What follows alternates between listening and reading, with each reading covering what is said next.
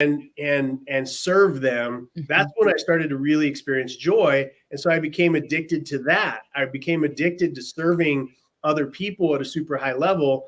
And that creates an entirely different result or outcome in your life when you get addicted to the right things that I think Jesus wants us to be.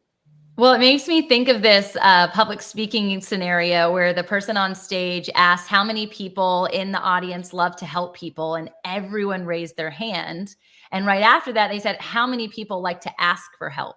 And no one raised their hands. Yeah. And they said, so you not actually asking for help is inhibiting your neighbor who can't wait to help you, who loves to help, that you're providing intrinsic joy. It's not a value exchange of the finances, though that might take place. It's the intrinsic exchange that catapults us into favor because of that forgiveness, ultimately, which, like you said, it really comes to this place of saying selflessness is sacrifice, which is what Jesus did on the cross, which allows us to be dynamic servant leaders. And so from an entrepreneurial perspective, from a marketplace perspective, if we can even equip our leaders who are leading, our managers, to recognize that their role is not about them, what they're good at, what they're not good at, what position they're in, but more so about their selflessness towards the ultimate mission. That's what makes massive movements. Yep. And I've owned a consulting company for many, many years. I got a great team that runs it. And I jump in every once in a while just to keep those skills sharp. But yeah, and we just actually did a turnaround for a larger organization, and I went in and I helped. And this is 14 years now that I've owned this company, and it never ceases to amaze me that this conversation, people hire my company, Anton Jae Global, they hire us because they think they want more money, or they want a bigger house, or, they want those things, which is fine.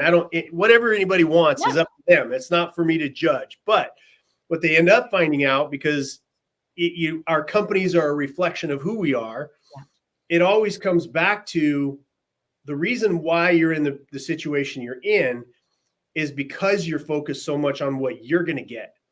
You've forgotten that business is falling in love with the outcome of your client. You've forgotten that having a great team and falling in love with their outcomes is the job of a servant leader, right? You've forgotten, because what we have is great examples. Like, I think of my adopted father a lot, God rest his soul.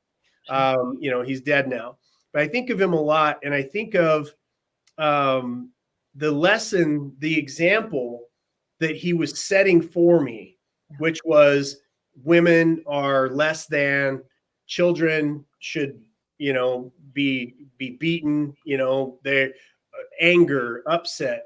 Everybody's trying to take something from me. If somebody looks at you wrong, you beat them up. Like, it's fear, it's intimidation. Like, that was the lesson that I was trained with.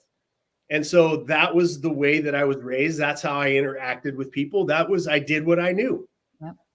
And so when you look at today's business world, what we see is a whole bunch of unethical capitalism happening around us. Right? We see the Amazons, we see the Bill Gates, we see all of these different people in an unethical, ungodly, selfish, never being able to fill that hole in their own soul because money won't ever do it. Right? And you see that. And so business owners, new, young, whatever, are modeling the incorrect behavior. When I believe that business is an extension of all the things that God gives us, right? To be selfless and to be service oriented and to increase our skills and to take that talent and not bury it in the sand, but to multiply it and stand before our master and have him say, well done. Right? Good and loyal servant. So good. And so that's the standard by which my consulting company works. I'm taking on, the giant Amazon with the company. It's David Goliath. Yeah. And come on. Just believe, it's not for the money, because, those days of needing money are behind me. Thank God. Right. It's now about resetting the culture and showing that a integrity-based, prayer-based, Christian-based behemoth of a company can do what's right and reset the standard by which other entrepreneurs behave. And well, it makes me think specifically about like my children who are being raised as young entrepreneurs through this lens and what they are being taught in that space. And so thankfully, my husband and I are both Christian entrepreneurs, kingdom leaders, right? But there isn't big conglomerations for me to point to for them.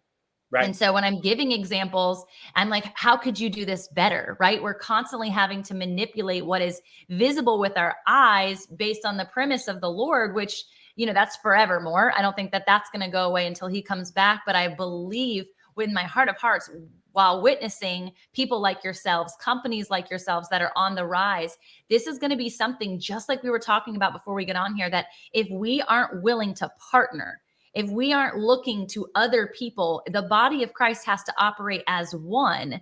And that is not how these massive mogul companies, they are trying to step on everybody to become the only one. And that's not, there's more than enough for everyone to receive the bounty and blessing of heaven when you're operating in Jesus.